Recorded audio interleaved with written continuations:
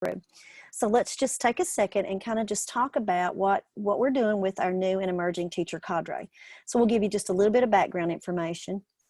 First, I would like to just introduce myself, and then I will let the others in our team introduce themselves. But my name is Dionne Bates, and I'm one of the co-directors here at KVEC in the Special Education Department, and I'm the Implementation and Improvement Lead.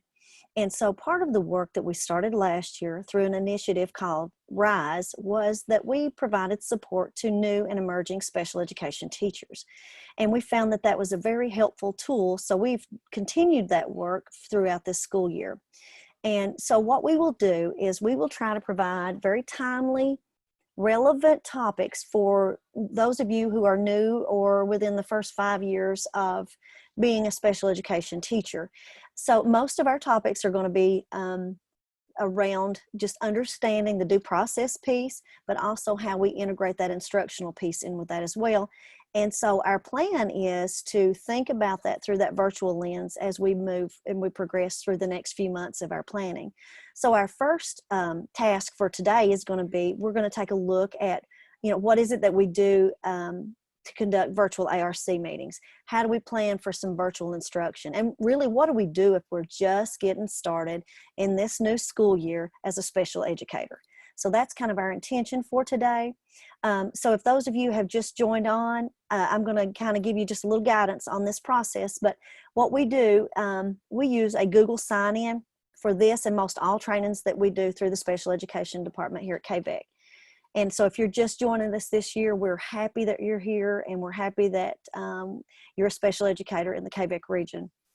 But if you will use your iPhone, you can click on the camera, and if you'll hold that camera right over that QR code, it will take you to a sign-in, and it will allow you to sign in, and it will give us, you'll put your email in, and it'll give us some contact information for each of you so that we can share the tools and resources as we move throughout this school year. So we will hold these new and emerging teacher cadre meetings once a month, and these will occur every second Wednesday of the month. And so we plan to those will be from 3:30 to 4:30. And so, sometimes the time will vary depending on the topic, but we hope that each time we come together, we have a topic and some timely information for you as we move through this school year.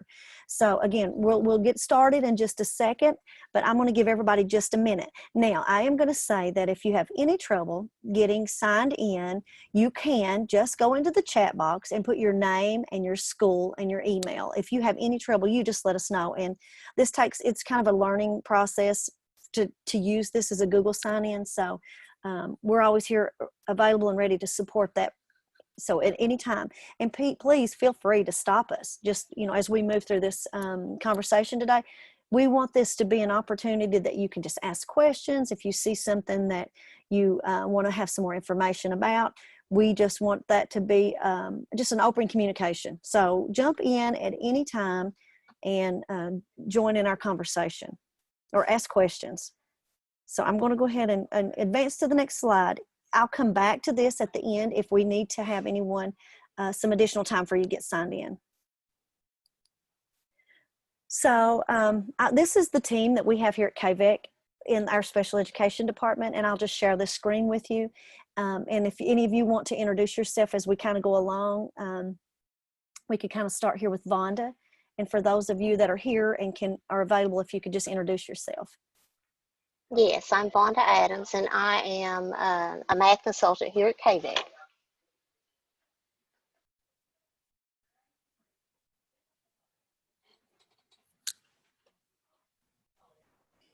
I'm Chastity Craft. I am the literacy consultant here at KVEC.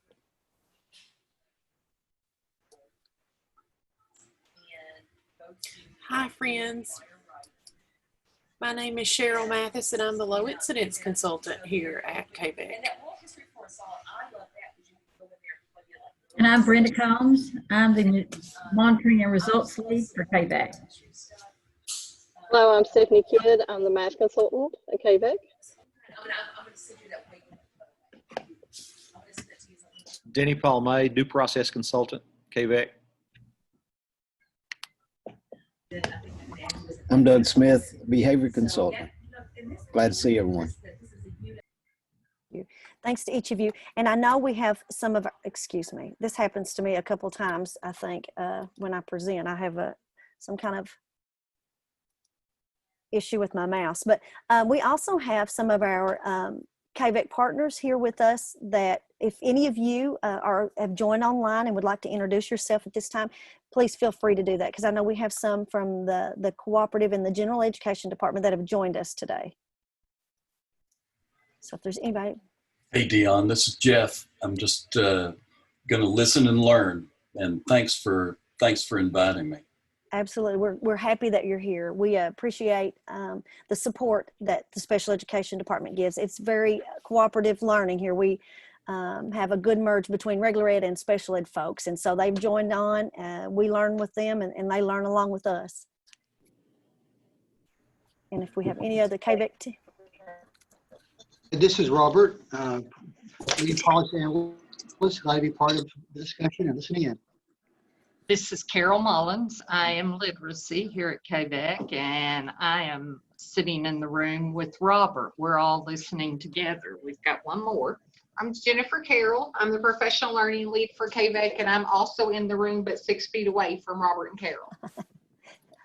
Thank you. And we appreciate all the team that came on to join. And you'll find as we move through our cadre and our learning together that we have, you know, a strong special ed and a good strong regular ed folks. So we have lots and lots of support. So as you guys are moving through your school year, if you're working collaboratively, if you're co-teaching, if you're, you know, working with teachers with instruction and standards, we have some supports along the way for you here at KVEC. So we just want to make sure that each of you guys had an opportunity to meet our staff here at KVEC. And if you wouldn't mind, we're going to try out our chat feature. And if you don't mind, those of you that are participants, either you are welcome to take the mic and introduce yourself here. And if you don't feel comfortable with that, if you want to just drop your name and what school you work in the chat box, we want to make sure that we welcome each of you today.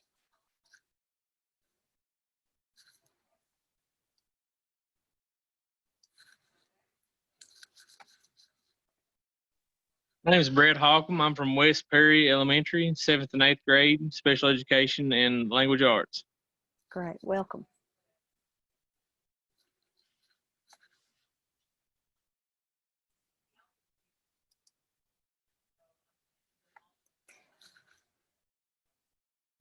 So I see a couple folks have introduced themselves. We have Jamie Neese from East Perry, Kayla Gay at Mountain View.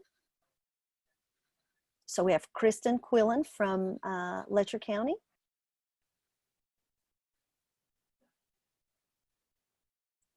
Ashley Lowry, I hope I said that right, I'm not sure. Jordan Staton from Letcher County, welcome. Clay, we welcome you. And Zane, we welcome you as well. Great. So on this slide, this is just the norms that we use, and we use this slide each time that we come together through a virtual learning experience. We try to just kind of set those parameters, and we use that because that could be something very relevant and important that you use as you engage in your professional instruction with your students. But we go through some things that we kind of want to set this protocol or this expectation of how we proceed through our meeting.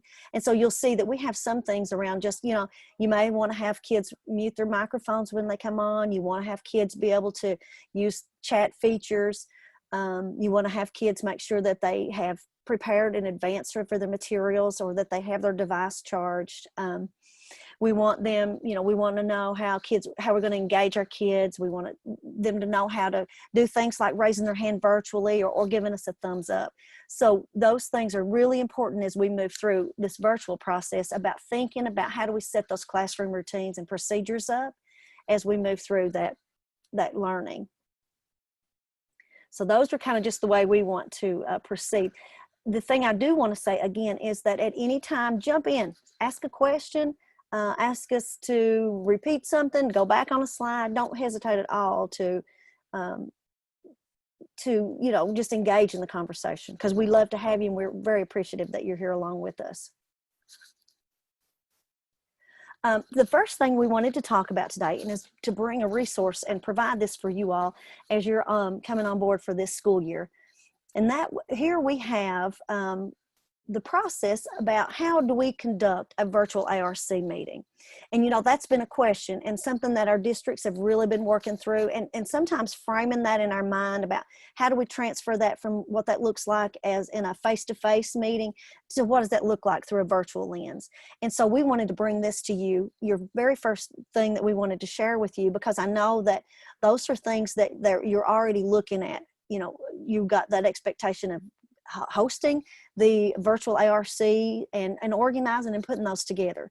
So on this slide, and I'm going to show you where this is at. You're going to have access to this PowerPoint and all the tools that go along with this.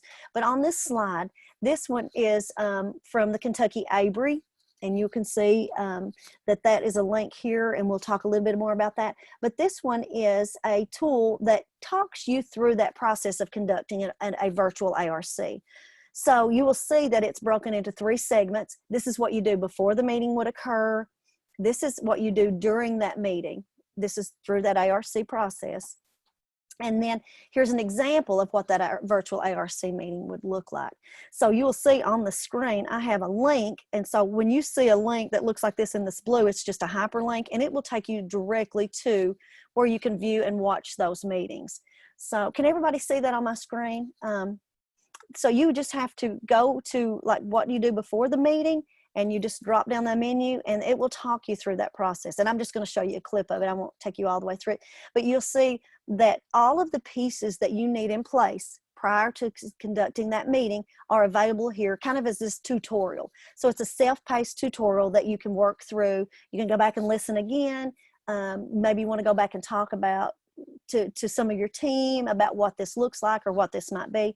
But you know, you just click on each one of those and it'll give you just a little brief summary about how you make this happen. And so and you just hit the play button, and that's why I just wanted to take you through.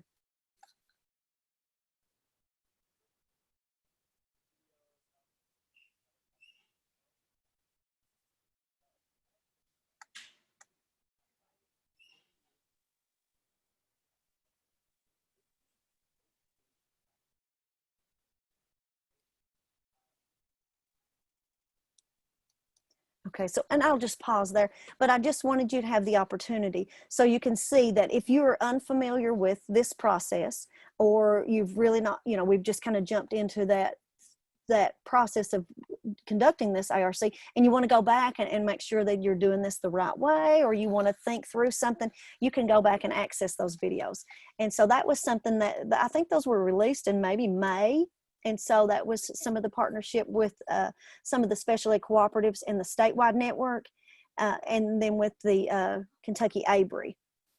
And so I just wanted to make you aware of that, because I think it's just a real helpful tool to walk us through those steps. So I can pause right there and ask you if anyone has any questions or anything they would like to ask at this point.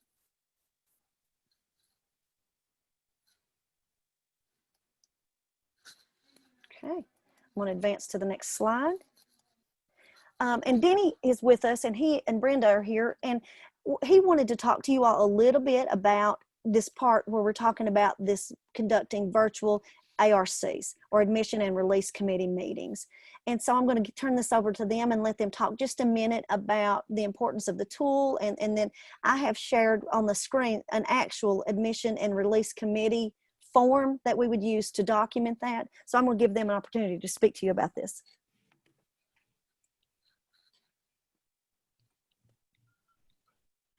Okay, on the form, the first thing that we see is the date.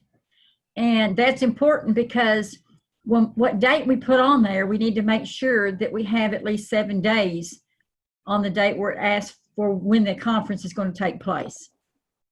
So we need to make sure that we have the correct dates in there. Also, we are forgetting to mark the first or second notice. And that's important too, in case parents don't reply back. We need to know if it's going to be a second notice. The purpose, of course, you know how to put the student's name in and their birth date. But the purpose of this, conference, sometimes we don't put all of the purposes in there. Sometimes it's more than more purpose for the conference. So what we have to make sure of is, why are we having this ARC meeting? We need to make sure that we mark every box that is appropriate for that meeting. It could be to discuss that referral for an individual evaluation. But again, when we're looking at those students that are in transition or post-secondary transition, you know, we also have to mark that box to discuss post-secondary transition needs and or services. So we have to make sure that we're marking the correct boxes. The next thing is, you know, we have to make sure we put the date, the time, the location in there. Of course, the address is optional. You don't have to put that in there if you don't want to. But the next one is very, very important. These are the people, the roles that are going to be playing with the student. So we have to make sure the parent knows who is going to be at this meeting. We don't use names. All we do is check boxes. So the chairperson, of course, has to be there. We know that. A regular education teacher has to be there, and a special education teacher has to be there. So those are the three people that are mandated to be at an ARC meeting. So we had to put that there. Now, sometimes this is what we forget, and this is what I want to express. We have related service personnel, and we forget them sometimes to invite them to a meeting. And I'm guilty of that as a teacher. Sometimes I did forget them, and I'd have to go back and we'd have to do things over. But let's not do things over. Let's make sure that if a child has speech, that we invite the speech therapist or physical therapy, OT, whatever you need. We need to invite them at this meeting. We all need to be at the table at the same time, because we all need to hear the same stories that go around. So we just need to make sure that we do mark that.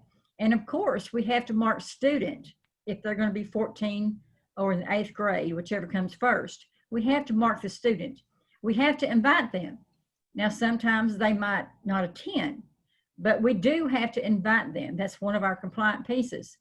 And then if they do not attend, we have to document in the conference summary, you know, how we discuss their preferences or hobbies or interests, those types of things, and going over the ILP. So we have to go over those types of things with that student. Now, we could have done that prior to that meeting, and we could have told that in the conference summary. But we have to have that discussion in that conference summary. Now, when the child turns age 16, there are agencies that we can invite. Now, we may not invite agencies at age 16. It may not be appropriate for that particular student. So if they're not appropriate, we need to make sure we mark that box, not appropriate. But if there's going to be another agency, we need to mark other and put in who that other is. And then we need to make sure if we invite OVR, that we mark the OVR box. So when we're looking at the transition part of that, in the conference summary, we have to document if it wasn't appropriate at this time to invite agencies. Here I want to stop and I want to say, before we can invite agencies, because I know this is a new emerging cadre, we need to make sure that we do send home that third party or the outside agency, the consent form. The parent will have to sign that, giving you permission to invite the outside agency. If they do not give you permission, you cannot invite that outside agency. And once you get that form back, you then send out this notice, the notice of the ARC meeting. If they said yes, invite them, then you invite them. If they say no, you don't invite them. I have came across several doing record reviews that they invited the outside agency and the parent denied it. That is a no-no. We can't do that. We have to make sure that that outside agency notice, the third-party notice, is completed prior to filling out this notice of the ARC. And Brenda, let me add to just kind of looking at that date at the top. When you fill out that consent for outside agency, you want that one to be dated one day less than the date at the top. That's the date of the generation of the notice. So if that one said 9/8, you would want your consent to be dated 9/7. so that there is no chance for you to violate FERPA. And then also, you and I talk about lots of times in our trainings that we want people to perk their ears up at age 13, when their student is age 13 and age 15, because annual reviews only happen one time a year, and there's the possibility that that student might turn 14 or 16 after the ARC meeting is held. So we want to make sure that we are including all the information and all the things that we need to do for transition for those students at age 13 and 15. I'll hush. No, I appreciate that. So the things that Brenda and Denny Paul are bringing attention to for this notice of ARC, those happen, Brenda and Denny, those happen whether you're having a virtual ARC meeting or if you're having an in-person ARC meeting, right? That is the process, or this is kind of how you do this when you consider setting up those admission and release committee meetings. So that's our process. Yeah, Yes. I want to clarify too, because the date that he was talking about, making sure that it was prior to this notice, it doesn't have to be exactly that one day. You may send it out 2 weeks prior to that, and that's probably what I would do. But as long as it's dated, 1 day prior to that notice, then you're fine. That's good. Great clarification. Good. Thank you. Great. So does anybody have any questions at this time? We'll pause. I would add, Dionne, that when we invite those roles, the chairperson, the regular ed, special ed teacher, and we have those folks in a virtual ARC meeting, we're not going to have signatures right away to denote that they're going to be there, but we would check that. And there's a place on the conference summary, and I don't know if we have that screenshot, probably don't, but there's a place on the conference summary where you would mark by process and by date how you would get the information, the due process documentation to the parent. So if you're doing this virtual, it is via alternate means. The conference is being done by telephone or by Zoom or whatever. Then there's a couple of things you got to do housekeeping wise that you need to make sure that you do. And that is to date when you sent the information, the conference summary and the IEP that's completed or whatever documentation you're completing. And then also the method by which you sent it. Did you send it through the mail? Did you send it, how did you send that? So that's a piece on the record review document. In order to get that committee membership correct, you would need to do that as well. So that's a big part of the virtual piece. And so that's something we want to bring your attention to.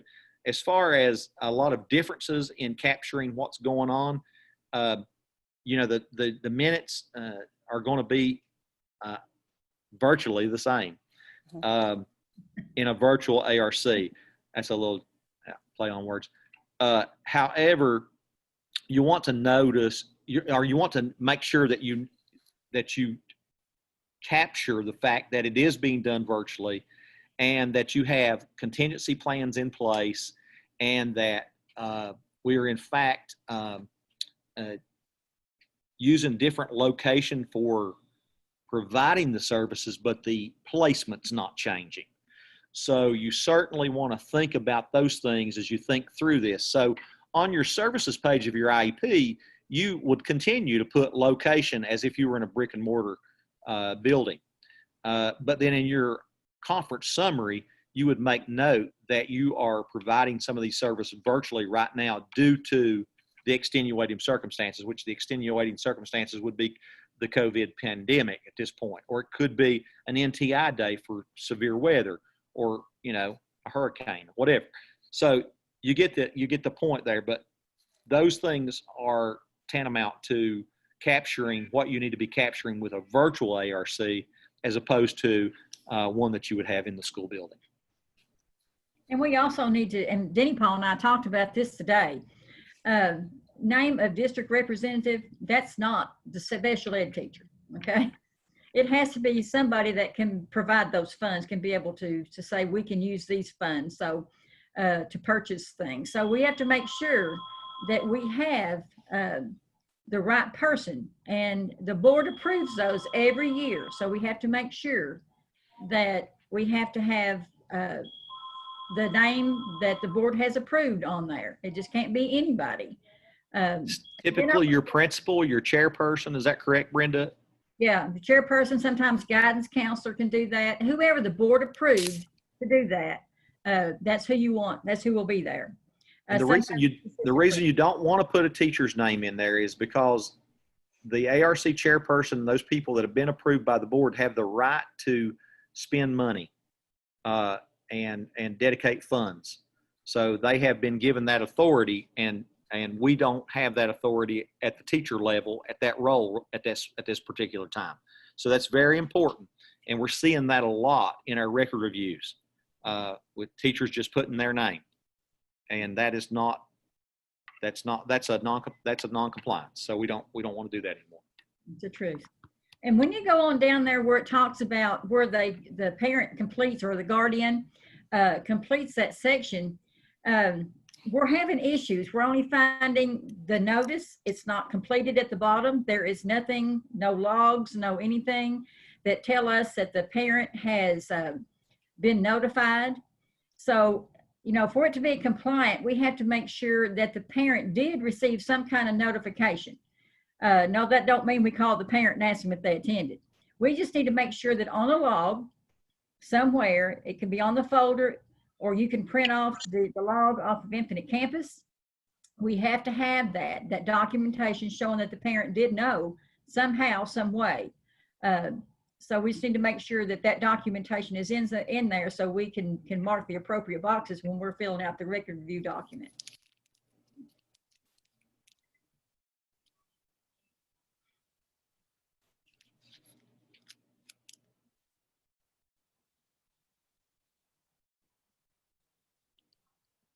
And I guess maybe we ought to talk some about this. Denny Paul and I talked about that as well. But, you know, right now we're just in times and it's up in the air. Teachers are having problems and they're getting anxious and nervous because they want to make sure they do things right. So they try to call Denny Paul or I or text us and try to make sure that they do the proper things through the virtual IEP. And Denny Paul pretty much explained all that piece with the virtual IEP. You know, the documents will stay the same, just like Denny Paul said, with the brick and mortar school, that's where it is. But right now, you know, we are going to be on some type of virtual platform. And it would be really good if you wrote what type of virtual platform that you're going to be using. And also you want to make sure that you are explaining that the student's going to be receiving the specially designed instruction, because you want to make sure that you don't get in a FAPE violation. Because if you get in a FAPE violation, that's going to be a compensatory time issue, and you don't want to do that. So just make sure you're documenting all of that stuff in the conference summary. Good. Thank you, Brenda and Denny. Does anybody have, before we start another topic, we'll pause right there and allow you all to ask any questions that you may have so far.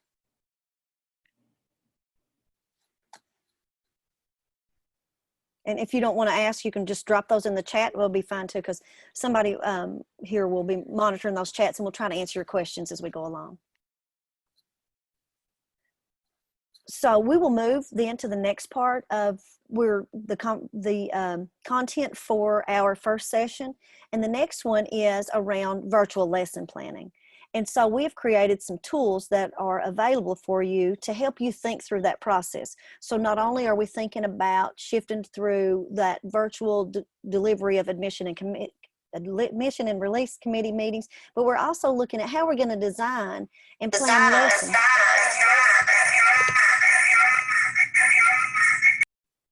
Sorry about that. How we were going to design and plan lessons for our students, ensuring that we are providing them with instruction in alignment to their individualized plan, and that we're meeting their need. So we have some resources that we wanted to share with you all, and so we have a virtual lesson planning video series. And I'm going to just go ahead and let you look at this one. But you'll see also where you can find this through our PowerPoint. But when you click on the virtual lesson planning videos, it will take you to our place-based social learning network at the Holler. And that is what this looks like on the screen. This link takes you directly to those documents and resources that are available to you. So this lesson here is all about virtual lesson planning. So this kind of gives you the introduction and just a little intro about what that series is about. This one is part 1, and we talk through this section about, you know, just setting up that, figuring out how you're going to do it. And so some of you are using Google Meet, some of you are using Zoom, some of you all are using Microsoft Teams, but it's just thinking through that process, how you set that up in your classroom, and that gives you some tools and resources. So we're just wanting these to be available for you so that when you have some time or you're thinking through this, that you can go back and do this learning on your time and in your when you have an opportunity. So you'll see that there's a virtual lesson plan, and those tools are available for you as well. And we also have a checklist. This checklist will just help you think through, how do I plan that lesson? How do I make sure I'm getting all those components that are part of a good, solid lesson plan from the beginning to end, so that we make sure that during this time that we are really giving our students the best possible instruction that we can when we're just thinking through that process.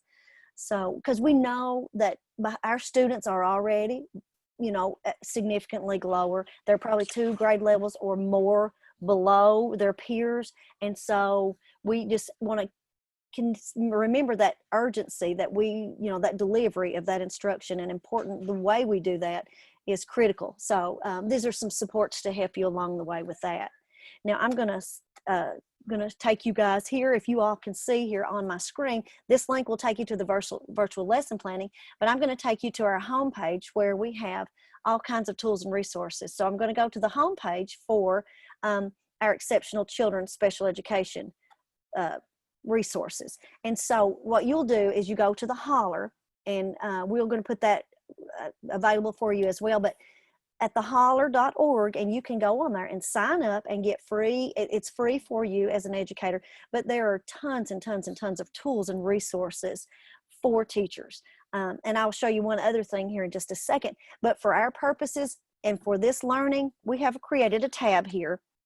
And you can see it, depending on if you're working with behavior, if you're working with literacy, if you're working with hearing impaired students, if you're working on mathematics, tools and resources that you need are available right there at your fingertips through this resource.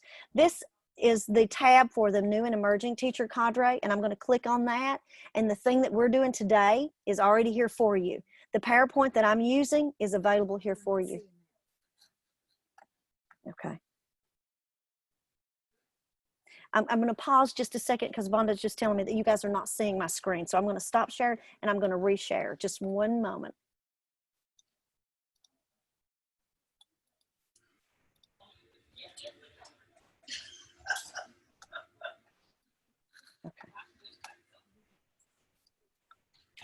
Okay, just one second. I'm going to open it back up and try a new approach.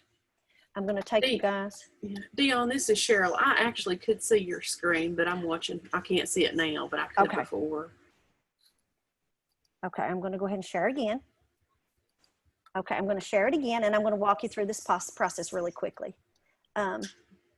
Just one second. So I'm going to take you through to the holler. There you go. .org. And so I'm going to just show you from here. And this is better anyway, because you guys will want to be able to go back and access this. So I'm going to, can you all see it on the screen now? So I'm going to enlarge this screen so you guys can see this. So here is the place-based social learning network that I was talking to you about just a little bit ago. And so you can find all kinds of tools and resources here. It is just packed full of lots and lots of information. The one I want to take you to right now specifically is if you go to the KVEC tab and you see the down arrow, you will see the tab here for special education. And so I'm going to click on the special education. And now you will look at this. This is our logo, but if you will scroll your screen, if you'll scroll up, you'll see you'll have access to all of those tabs. So these indicate all of the things that we have. Again, that's around the behavior. So there's lots of things around behavior. There's things here around literacy. There's videos and tools and resources in mathematics. There's some around co-teaching. We have our special education it's the micro credentials that are designed to help students with disabilities. So they could be regular ed teachers or special ed teachers, that you all could engage in that work even in your PLC groups or in your learning at your school. But here's the new and emerging teacher cadre. So this is how you access. So all of the things that we're sharing with you guys today is here on this site. So we're talking about conducting those virtual ARC meetings. You'll see that we've provided for you the ARC checklist. So if you're going to have an annual review, I'm just going to show you this as an example. If you're conducting an annual review, here's the checklist that we have created, that we have used. So this walks you through that process, whether it's a in-person or a virtual ARC, the process will not change. You still go through these steps in order to think through that and to make sure you get to all the pieces that are required when you conduct a virtual ARC meeting. So these are your tools. You can download them, you can print them off, you can use them, you can write on those. These are just guides for you. So you'll see that this one is for an annual review. And so these are brand new, hot off the press. We just put these up today for you guys. But if this one is if you're doing a referral meeting, this one is if you're just determining eligibility. So you've went through that process and you're determining eligibility for a student. This is that process. This talks you through that step. How do you talk about those evaluations and those pieces? So between having those opportunities that you can watch those videos on how to do a virtual ARC meeting, the checklist and the tools and the resources that we have here, those are be a good start for you to just jump right in there and get through that process. So we are happy to bring those to you. We have the same thing here, another one for how do you conduct a referral meeting, and those step-by-step processes for how you do that. What does that look like? And what are those pieces that I have to have in that meeting so that I don't leave out anything, that I get those essential components of that. And excuse me. And if you're doing a lesson, then here's those checklists for the lesson. And I'll just click on that.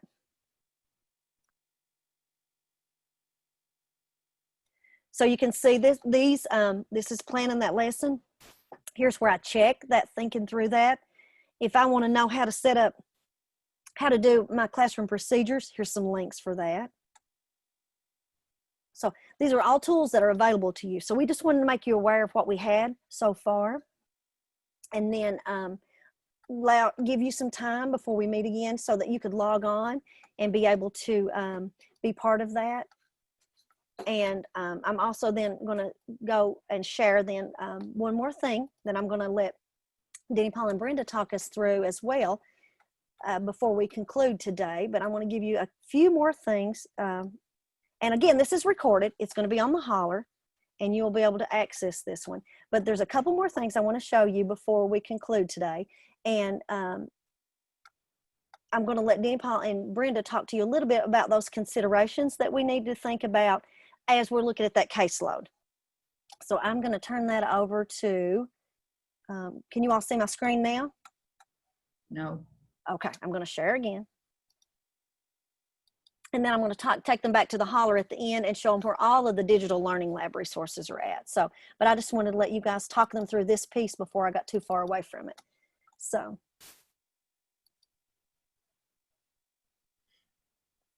Can you all see this slide just talking about the additional considerations? Mm-hmm.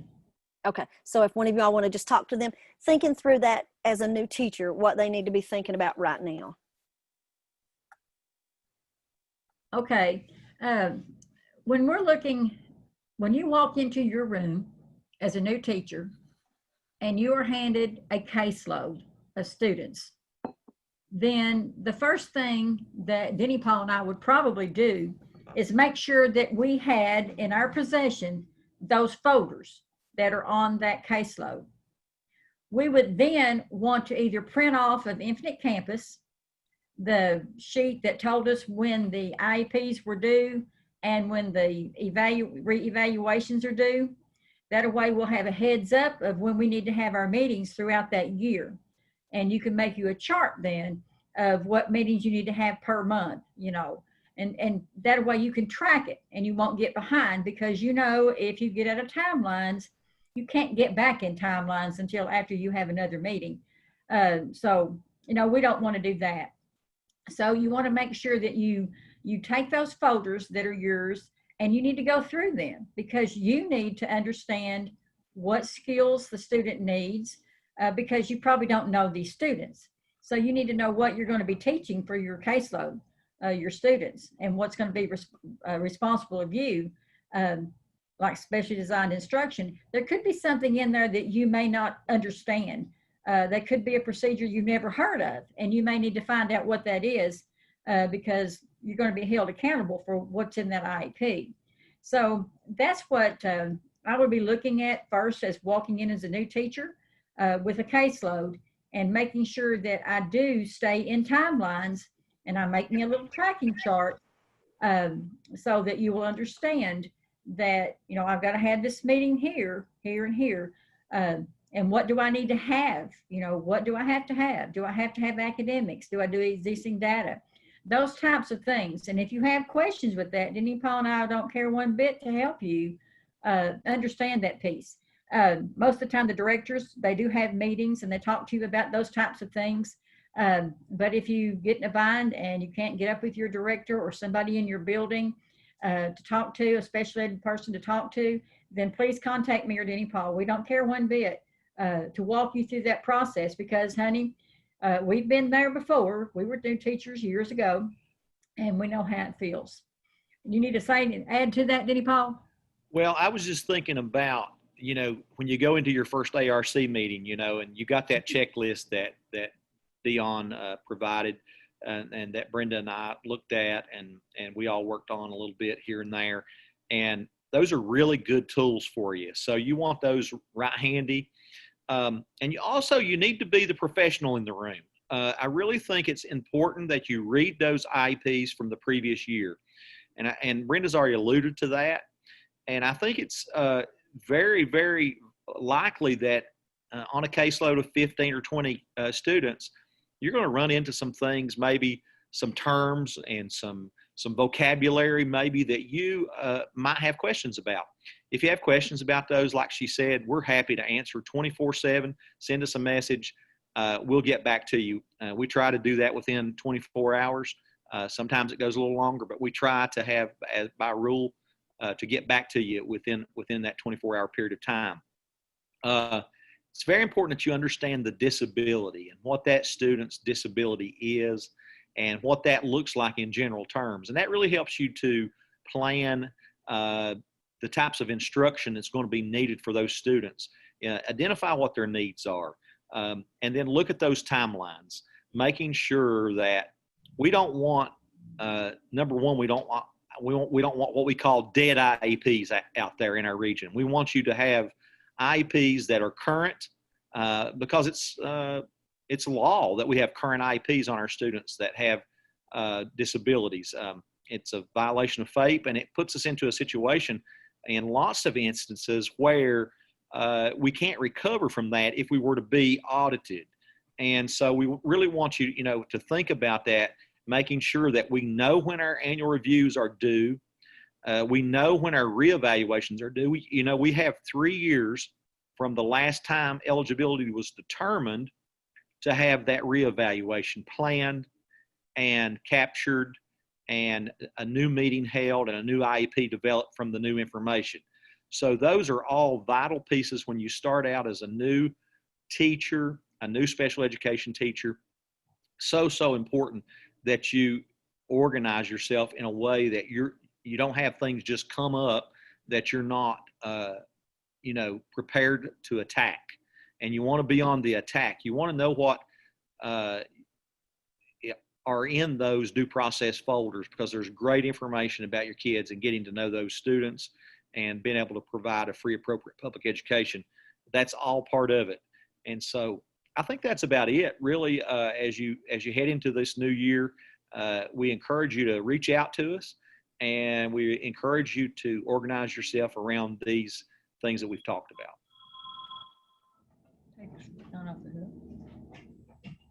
Dionne stopped sharing the screen, so I'm going to assume that was the old "sing me down," and I'm going to hush.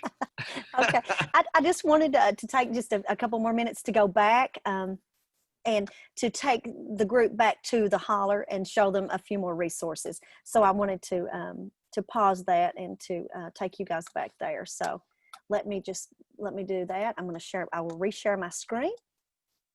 But I wanted to show everybody, we have so many other things that I wanted to let everybody know about. As a new and emerging teacher, I want you to be able to find those tools and resources that we have available. And I want to make sure everybody got an opportunity to see that, because I had kind of moved through that quickly. So can you all see the screen that I'm sharing now? And you will see the holler on my screen, right? Can you all see that? Can somebody give me a thumbs up? All right, perfect. Okay, so on this screen, as I was talking to you just a little bit before, there is so many things that are available. You can see that there are resources and tools. You can see that this one is, around the Bridges Literacy Project. We have teacher help. We have, stories about what's happening in education in our region. We have tools that are available, and then we have this is what I wanted to bring you guys to, is the digital design lab. And so I want you guys to be able to have access and to see these tools that we have at our fingertips, again, that are available for us. But as we think through, what do we need for our tools in our tool belt, as we learn to kind of navigate through some uncharted areas that we've never really had experience before. So we're learning this as we go along. But those are supports that are all here, that are read. You can go back and you can read this and you can see what all we're talking about. That, under each one of these tabs, you will find resources and tools that can help you along the way with your learning. And so these are not just for special education teachers. These are for teachers, all teachers. These are for administrators. So we want you to be aware of them so that you can share these with the people in your district, so that that everybody can access and have these tools in their hand. So, but these are just great tools. But you can see, again, there's just so many things when you go to the drop down menu, there are just so many tools and resources that we have that are available. So I just wanted to bring everyone's attention to those tools and give you guys just a few minutes then. If there's any of our KVEC folks that are on board that want to talk, you guys feel free to jump in there. And those of you who are participants, jump in and ask questions or drop those in the chats. I know that's a lot of information, but remember, these are just things that you can go back and look at later on, that you can go back when you're starting to think about sitting down and writing that IEP, go back and find those tools for you to use. We'll also have this video that we made today. We'll be back there where I showed you, right under the KVEC tab. You go back to the, the special education. You go to the special education. Again, when you see the screen, you just roll up. All of the things we do each month will be housed right here on the new and emerging teacher cadre. So the links that I shared with you all to get, if you wanted to go back and access that, the PowerPoint I shared with you today is right here. Those links that I shared are right here, live links. So there's the PowerPoint. So if you wanted to go directly to those virtual ARC meetings, right there is that link. So you don't have to go looking and searching, that it's right there and easy for you to access. So I'm going to stop and see if anybody has any questions.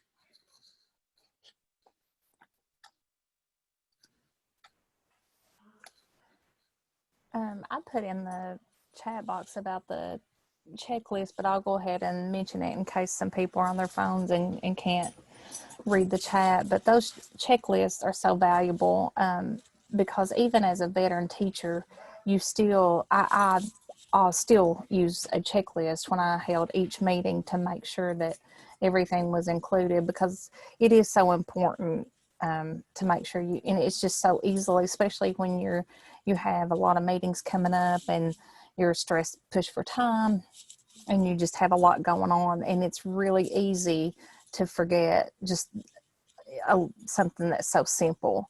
So I highly encourage everyone to check out those checklists, because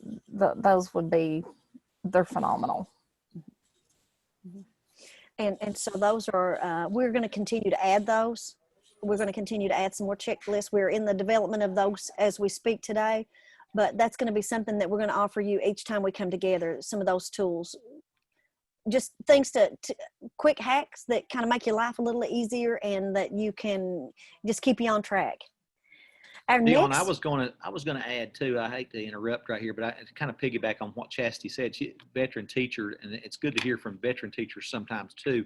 So there's veteran teachers in your building that you can draw from, hopefully, and they'll be good about sharing and helping you with those things. But the other thing I wanted to mention too is the importance of having drafts when you go into your meetings. Draft IEPs and draft conference summaries can go a long way in making sure. And if you use those checklists to create those drafts, then that can really help you capture. Because lots of times you're in there, you're the meeting summary recorder, you're the one that's expected to talk, you're the one expected to be the person that knows all about the disability, knows about all the special design instruction that's going to occur.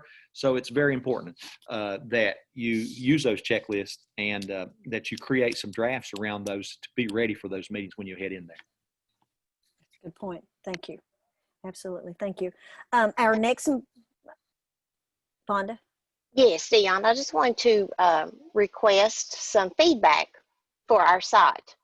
It's because I would like to know through the lens of a new teacher what you might like to see on there as well. So anytime you would, please check it out. And if you see something, if you feel there's a need for something and it's not there, just reach out to us and we will try our best to fulfill that need. Thank you, Vonda. That's good. Yeah. And so, yeah, if there's things that you need for us that you come across that you think might be helpful for you as a new teacher, they're probably helpful for all of our new teachers. So we become a network this way. We become a network of collaborators that we share tools and resources. And this allows us to do this through this cadre. So absolutely, we welcome all feedback.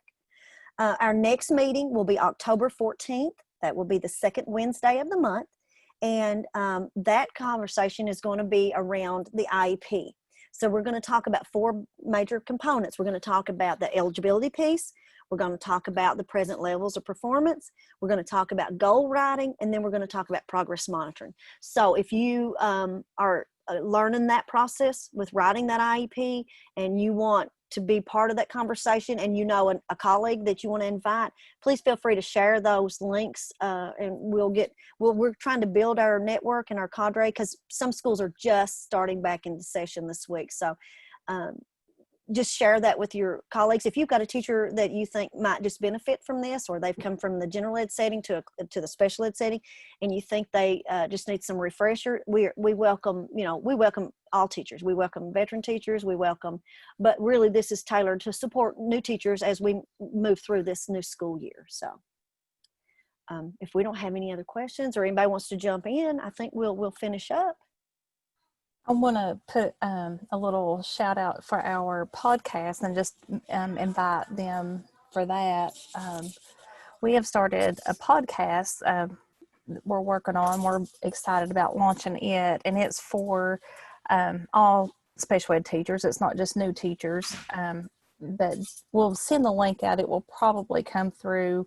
I don't know, Dionne will send it, maybe your directors, just kind of look for it.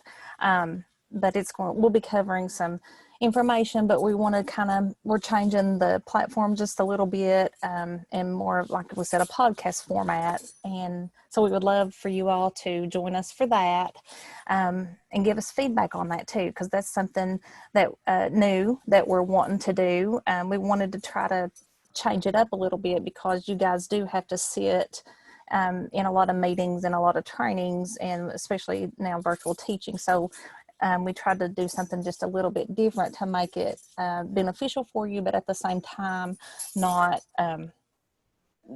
be so strenuous. So thank you. Hope you guys can check us out on that. Just so be looking for the link on that. And the name of that podcast, Chastity, the Exceptional Children's Playbook, Exceptional Educators Playbook. Right. And so we're going to have that focus. The first Monday of the month is going to be around literacy. The second Monday of the month will be math. The third Monday of the month will be behavior. And then the fourth will be talking about low incidence or supports for those students who have the most complex needs. So each Monday you can join us in for some learning around content or behavior. And then we have then the new and emerging teacher cadre that will occur the second Wednesday of the month. But you guys will get this through your directors. We'll share that again with your directors. But you're welcome to email any one of us, and our pictures and our names are there on those slides. And if you go to our KVEC site, you'll be able to access us. You can just click on our name and you can send us an email. So you should be able to access it pretty quickly. So we appreciate you. We know that was a long, a good 55 minutes that we've been through this and a lot of information, but we thank you for your work. Thank you for joining on as a special educator in the KVEC region. I'm excited as we have new special ed teachers coming on board, and it's good. It's good. Our kids need good folks, and we're glad you're here. So thank you for joining us, and we will see you back next month on October 14th at 3:30. Oh, Dionne, you want to share the QR code again? I can. I sure can. We've got a couple people that need it. I sure will.